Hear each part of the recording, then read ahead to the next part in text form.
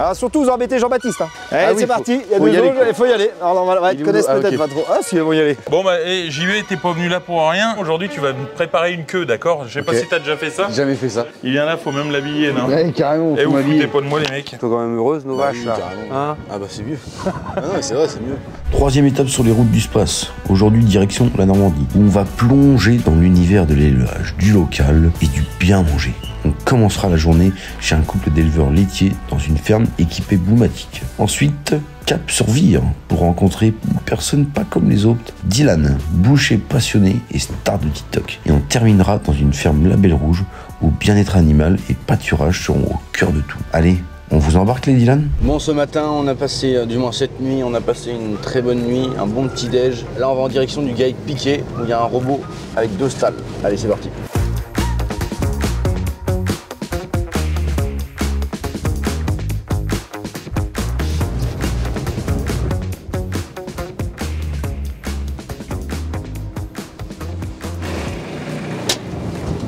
Je crois que je suis au bon endroit. Ah oui, pas de souci. Bonjour Jean-Baptiste. Bonjour Jean-Marc. Du coup, vous êtes agriculteur sur le site là? Oui voilà, Ok. c'est ça.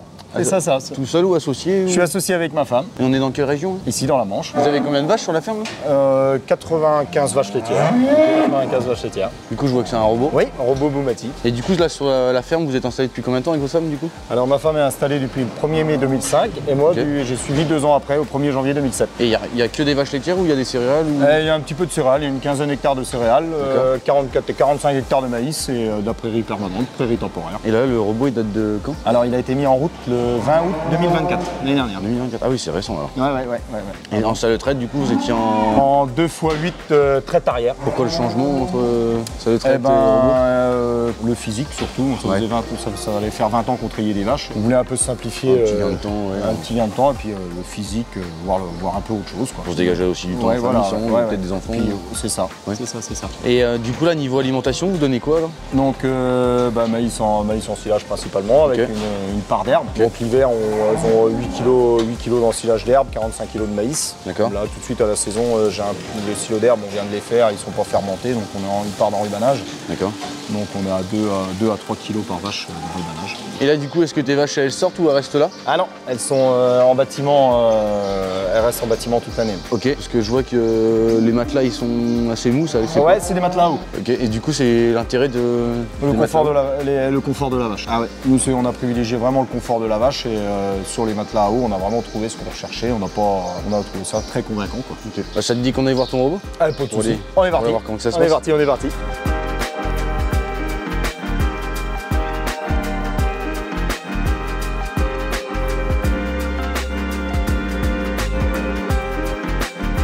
Et là, l'intérêt, c'est de monter en vache ou de rester comme vous êtes ou... Comme on est. Ok. On est Ça se passe bien et... Et ça se passe bien, on n'a pas envie, non, on est bien. On est à 32 kg par VL Ok. en ce moment. On a choisi ce robot-là pour accessibilité à la mamelle par l'arrière. Ah oui, si C'est-à-dire, tu veux intervenir... Si on veut intervenir, pour soigner une mamite ou quoi que ce soit, ouais. par l'arrière c'est facile. Ah on n'a oui, pas oui, besoin d'isoler la vache pour aller y mettre un tube ou quoi que ce soit. Le tarissement, on l'effectue au robot. Et vu que déjà on avait l'avantage d'être en traite arrière, Ouais, ils sont habitués. ça leur a même pas paru. Quoi. Ouais, et puis le temps d'adaptation entre la traite et le robot, ça s'est bien passé ou... Ouais, ça a été un mois quand même. Ouais, ok. Ouais, Un ça bon vous passe, mois, On a commencé le 7 août, on les avait mis en lac et on a lancé la traite le 20 août. Qui a été le pire, c'était décycler les vaches. Quoi. Décyclé, c'est-à-dire? Depuis qu'elles prennent plus l'heure de la traite, Ah quoi. ouais, ok. Qu'elles passent toute la journée, quoi. Ouais, qui passe toute la journée. Parce qu'on avait vraiment des gros pics traite matin, traite soir, ça on a vraiment eu du mal à... Puis après, une fois que ça a été fait, après c'est parti. Et niveau SAV de Gemini chez Boumatic, ça se Très passe bien? Ah ouais, alors là, rien à dire. Ah, honnêtement, on appelle, on est servi tout de suite, ils nous dépannent même par téléphone. Tout ce qu'ils peuvent oui. faire par téléphone, ils ont l'accessibilité sur le robot, robot, eux, ouais. par S'il y a un internet. problème, S'il y a un ils- problème, déjà ils peuvent nous dépanner. Ah non, très bien, sur tout ce qui est service après-vente, il n'y a rien à dire. Tous les jours, on lave tous les tuyaux de descente du lait, là, des tétines, tout ça, on les lave une fois par jour à la brosse. On lave un peu la caméra est lavée 2 fois par jour. Le robot est lavé extérieurement une fois la semaine. Et du coup, le space, tu y vas souvent? Dès que je peux y aller. Bon, l'année dernière, on était en travaux, j'ai pas pas pu y aller, mais il y a 2 ans j'y étais, l'année il y a 3 ans aussi. Ouais, non, j'y vais assez régulièrement. C'est un salon que j'aime bien. Je trouve que c'est très professionnel. On est vraiment axé sur l'élevage, tout le matériel qui est type pour les éleveurs laitiers. Ah ouais, non, c'est cool. C'est cool. Hop, je prends un seau. Voilà. Et il y a 2 auges. Moi dans une auge et toi dans une. Ok. Ah oui, elle nous attend. Ah ouais, nous attendent. Bah, allez à l'auge, c'est un sport. Ah oui. Ils vont sauter dans le seau, quoi. Ah ouais, tu vas voir. Mais... Alors surtout vous embêtez Jean-Baptiste. Hein. Allez, c'est parti, il y a 2 auges, il faut y aller. Alors normalement, ils te connaissent peut-être pas trop. Ah si, elles vont y aller. Elles vont pas t'embêter, c'est pas drôle. Ils connaissent leur maître. Ah si, allez l'embêter.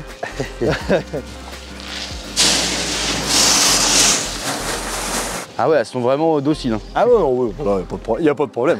Elles sont gentilles comme tout. Puis avec les granulés, tu leur fais faire ce que tu veux. Bah oui, tu dois venir régulièrement là. Ah oui, toujours. Ils ont une part de granulés. Bah oui. Ouais. C'est pour ça qu'ils viennent. Hein. Et voilà. C'est comme nous à l'apéro. Hein. Et tu fais un village Non, du village 2 ans et demi. Ouais, 2 ans et demi. Ouais, ouais, c'est bien. Putain, il a l'impression que tu fais tracteur force avec ça ou c'est Non, c'est mon frangin qui a acheté ça. Il a un bateau pour mettre à la mer. Ah ouais.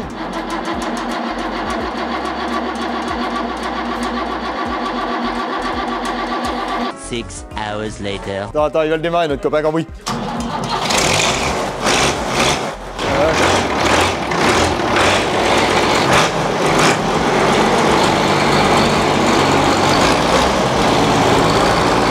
Comment il a de la gueule.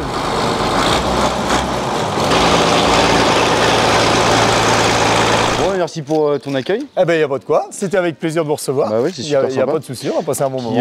Tiens, j'ai des cadeaux pour toi. Un petit sac avec plein de goodies du space. D'accord. Et ben, voilà. Eh ben, merci beaucoup. Je te donne rendez-vous le 16, 17, 18. Eh ben, il n'y a pas de souci. Je serai présent. Allez, à bientôt. Au revoir. Merci, à la prochaine. Au revoir.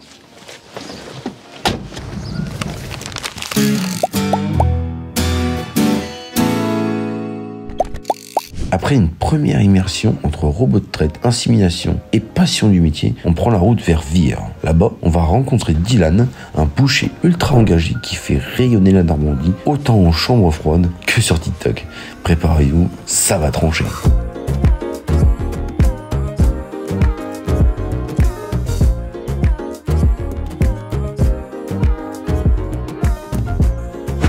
Je crois que je suis à la boucherie de Dylan. Salut Dylan, c'est toi que j'ai vu sur les réseaux? Salut les goulus, comment ça va? Bah ouais, ça fait plaisir de vous voir ici. Ouais, je passais là donc je me suis dit je vais Bah ouais, tu tombes bien en plus, on vient de sortir le boudin de cuisson. Ok. Donc bienvenue. Je peux goûter? Bah bien sûr, attends, je vais te faire goûter ça tout de suite. Trop bien. Donc bienvenue à vous dans ma boutique, ça fait plaisir de vous voir. Hop, tiens, goûte ça, tu vas voir. Encore tiède.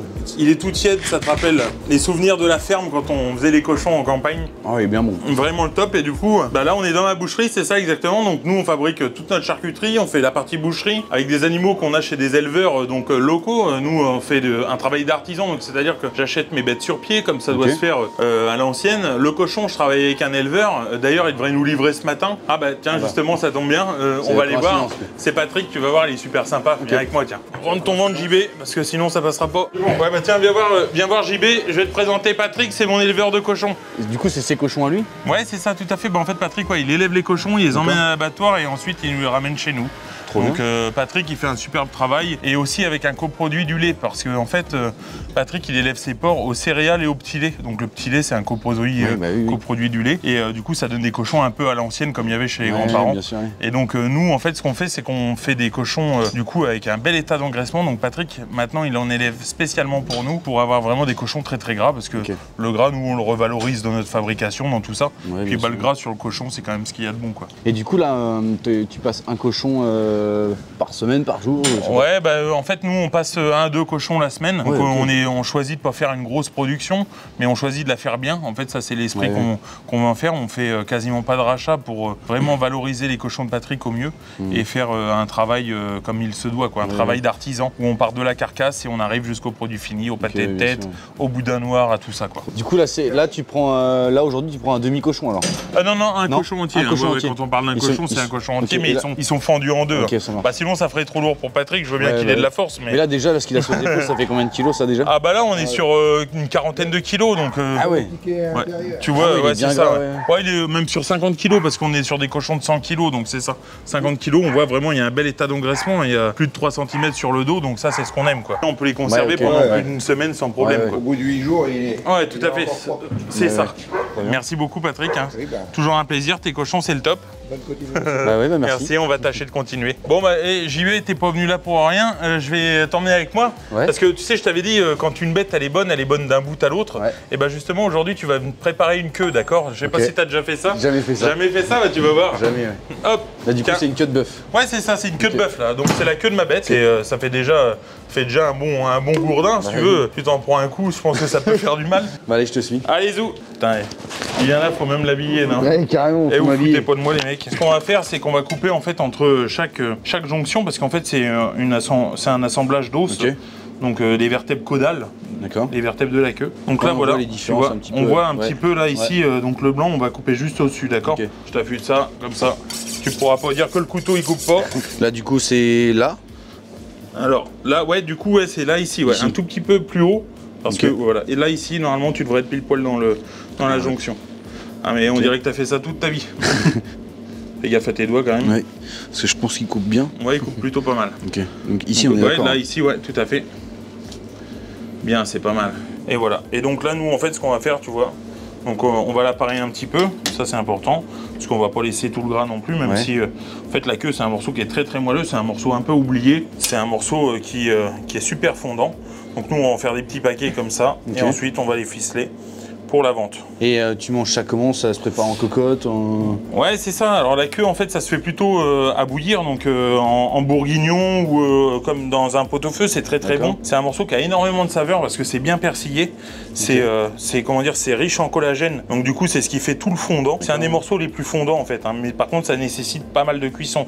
D'accord. On est sur un minimum en fait de comment dire, de 3 heures de cuisson. Donc tu vois, donc là on ficelle ça bien serré quand même, de façon à ce que quand les 3 heures de cuisson seront passées, eh bien c'est qu'on puisse retrouver les morceaux de queue. Et donc voilà, c'est aussi ça le travail d'artisan si tu veux, c'est de valoriser donc l'animal qu'on a acheté donc sur pied, comme ça se fait à l'ancienne. Ouais, tu récupères tout de A à Z. Bah exactement, voilà. Nous en fait, notre but c'est de tout vendre. Oui, t'es pas le genre de boucher à acheter que les côtes de bœuf. Bah, ou je des vends trucs comme pas ça. ni que du steak haché, ni que de la côte de Voilà. bœuf. Et là, du coup, en viande, tu te fournis chez qui? Chez un producteur Ouais, dans c'est les ça. abattoirs Donc en bœuf, nous on se fournit chez Marc et Benjamin. Ok. Donc en fait, c'est des éleveurs qui sont passionnés, qui font un travail vraiment génial, et du coup, on achète nos animaux entiers. C'est vraiment le travail du boucher que de faire ça, quoi. Parce que justement, au Space, t'as une vente de bovins au Space. Ouais, Ça tout pourrait à fait. être, Ouais, j'en ai déjà entendu parler. Donc ouais, c'est très régulier.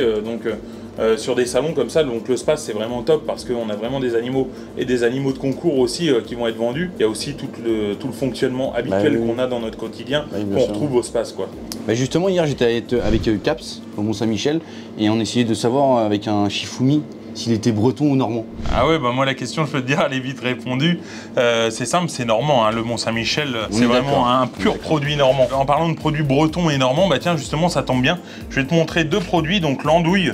Donc andouille de Guéméné, c'est celle qui est vraiment tout entrelacée comme ça. Et celle qui est tout mélangée ici, c'est l'andouille de Vire. Ok. Donc l'andouille de Vire, elle vient de chez moi, forcément. Ouais. Moi, j'ai...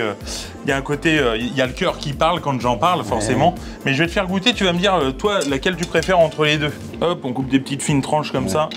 Je goûte la normande avant. Vas-y, goûte la normande. Va pas altérer ton palais, surtout avec celle bretonne.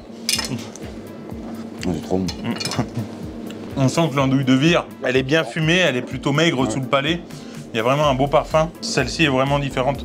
Là, en fait, on est vraiment juste sur un entrelacement de boyaux. Et l'autre, ouais. là, ici, il y a un petit peu de viande dedans. C'est ce qui lui confère un petit peu son goût, son côté un petit peu moins gras. C'est la moins fumée par rapport à l'autre, déjà. Par contre, la texture, elle est sympa quand même. Non, ils ont pas que des mauvais produits en Voilà, c'est ça que Bretagne. j'allais dire. Les deux sont différents, les deux sont bonnes. Mm. Mais moi, j'ai toujours aimé le côté fumé. Donc, tu préfères l'andouille de Vire. Je suis normand. Encore une fois, c'est la Normandie qui gagne. Merci à Dylan pour son accueil, sa sincérité et son amour du bon produit. Et comme tous les invités de ce road trip, il repart aussi avec les goodies du Space. Et je lui donne rendez-vous au Space le 16, 17 et 18 septembre, parce que franchement j'ai rigolé.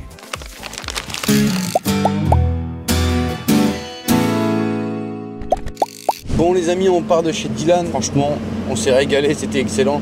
Son andouille était terrible et j'avais jamais pratiqué un peu la découpe de la viande et tout, donc j'ai bien kiffé. Maintenant on part en direction de GAEC de chez Dogeron où ils ont un pâturage tournant dynamique et un robot double stall. Et ils sont en production en AOP Camembert. Donc voilà, on va aller rencontrer ça. Tu viens arriver au GAEC? Ah, c'est le bon endroit, impeccable. Bienvenue au GAEC Dogeron.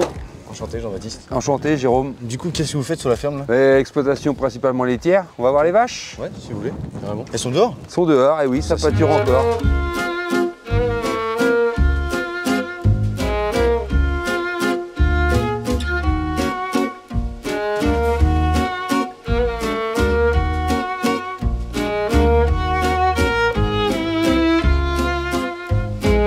C'est le cahier des charges de l'AOP Camembert de Normandie qui nous l'impose. Ok, parce que du coup, vous faites pas de la transformation laitière, mais vous vendez le lait. On vend le lait pour la transformation en Camembert AOP. Ok, en AOP. Du coup, votre cahier des charges, ça consiste un peu à quoi alors? Pour un troupeau minimum de 50% de vaches normandes, il faut du pâturage, il faut 1 hectare de maïs pour 2 hectares d'herbe sur la surface totale. Et je crois que c'est dans une surface minimale de pâture accessible par les vaches. Des belles normandes comme chez moi alors. Des Primostein, il y a des croisés, il y a des normandes. Les chemins ont l'air relativement sains. Ah, c'est tout neuf. Ah oui, ok, d'accord. Des chemins en calcaire, tout neuf. Ici, on a refait 300 mètres de chemin. Et on a réparti les paddocks de chaque côté, des paddocks d'1,5 hectare à peu près. D'accord. Qu'on change 2 fois par jour. Ça nous permet de rentrer les vaches 2 fois par jour, comme ça elles sont obligées de repasser au robot pour ressortir. D'accord, ça marche. Ok. Et c'est à peu près des paddocks de combien vous m'avez dit? 1,5 hectare. 1,5 hectare, ok. Du coup, je vois que vous faites de l'agroforesterie. Ah, c'est pour l'agroforesterie, c'est des arbres qu'on a replantés pour. Oui, on peut appeler ça l'agroforesterie, mais pour faire de l'ombre plus tard, quoi. Putain, ouais, c'est super. Avec l'évolution de la météo. Ouais, bah oui, bien sûr. Et du coup, là, sur la ferme, vous êtes combien? Vous êtes tout seul ou? Non, alors c'est une ferme familiale, ancestrale. Ok. Je me suis installé en 1998 avec ma maman. D'accord. Elle a pris sa retraite en 2011. Ok. Et ensuite, j'étais de 2011 à 2020 tout seul avec un salarié que j'ai eu en 2016. Et mon neveu, Louis, est venu me rejoindre en 2020. Donc ça fait 5 ans que vous êtes 2 sur la ferme. Qu'on est 2 sur la ferme. Ils sont quand même heureuses, nos vaches, oui, là. carrément. Hein? On va continuer. On va aller rejoindre Louis. Ok, ça marche. Je vais rencontrer Louis alors. Du coup, apparemment, Louis, il est par là. Il est au robot, apparemment. Du coup, c'est toi, Louis, le deuxième associé alors? Oui, c'est ça. Pourquoi un robot et puis la traite, du coup? Parce qu'il m'a dit que vous étiez en salle de traite avant. Salle de traite 2x5 a commencé à être petite pour la grandeur du troupeau. Ouais. Parce que là, vous avez combien de vaches là? 70. Ok. Et avant la traite? Bon, on a toujours été à peu près 70 vaches. On passait 2h30 le matin, 2h le soir, 4h30, 5h par jour, ça commence à faire beaucoup. C'est peut-être une vie de famille aussi. Bah oui, c'est ça. Ouais, et puis on était à 2.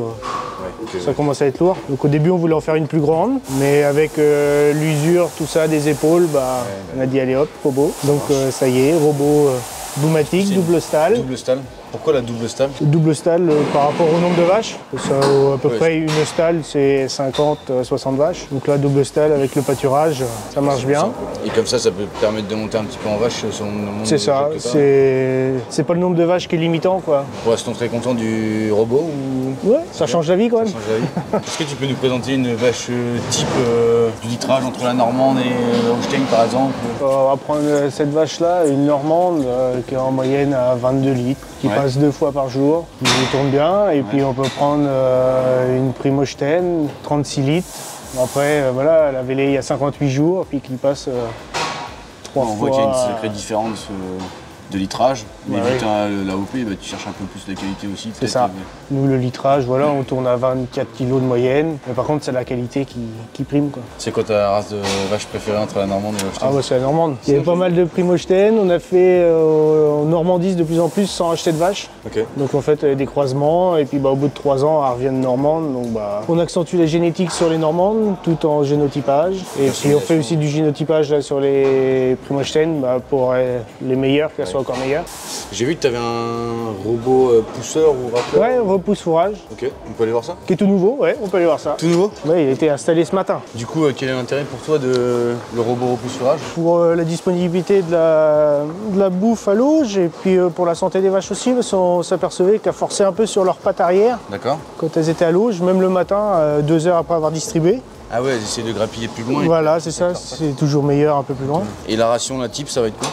La ration type, c'est du foin, toujours du foin toute l'année, et ensilage d'herbe, ensilage de maïs. Et puis sur l'exploitation, on fait aussi de la volaille, du poulet de chair. Donc si ça t'intéresse, on peut aller faire un tour. Carrément. Vous avez beaucoup de volailles du coup? Il y a 2 poulaillers 400 m² en plein air. Donc poulet et pintade. Ok, super. Peut-être en label alors? Ouais, label rouge. La capacité en poulet c'est 4400 poulets et en pintade c'est 5000. Ok, bon, on va aller voir ça. Du coup c'est tes poulaillers alors? Ouais, c'est ça. Ça fait combien de temps qu'ils sont en place tes poulaillers? Parce que ça, donc ça va faire 4 ans que c'est en route. Et du coup tu fais que du poulet ou tu fais autre chose? Poulet et pintade. Et là du coup tu fais un peu, c'est des haies ou c'est de la conforesterie? Non, c'est des haies qu'on a plantées parce que c'était obligé de planter dans les parcours. C'est 1 hectare de parcours par poulailler. Pour le label, tu veux dire? Ouais. Ah ouais, ok. Donc le principal, c'est que ce soit arboré pour que les volailles se cachent.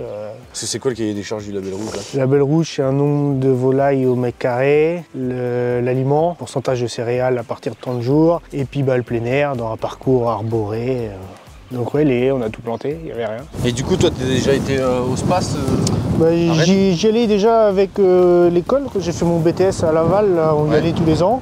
Et puis avant de m'installer, j'étais faire une visite là-bas, puis on a vu un peu pour les bâtiments de volaille. Et puis, pour te renseigner un petit peu pour les bâtiments. Voir ce qui se faisait, et puis voilà. Du coup, merci pour votre accueil, c'est super sympa. Puis moi, j'ai un petit cadeau pour vous, du coup, de la part du SPACE. Petit ou un gros cadeau? C'est pas un robot. Du coup, un sac chacun de la part du SPACE. Merci bien. Dedans, quoi. Ça va, c'est plein. Et puis 2 casquettes et puis 2 couteaux. Merci merci bien. encore et puis rendez-vous au SPACE alors. Très bien, pas de soucis. À bientôt, merci. Au revoir. Bon retour. Merci.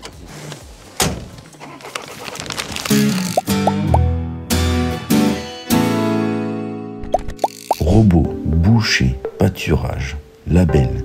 Cet épisode nous a encore offert un beau condensé de terrain, d'engagement et d'humains passionnés. Et dans le prochain, qu'est-ce qu'il va y avoir? On continuera notre virée dans l'ouest avec de nouvelles fermes, un tour de tracteur, de la mise en scène du pays, du pressage et un peu de musique.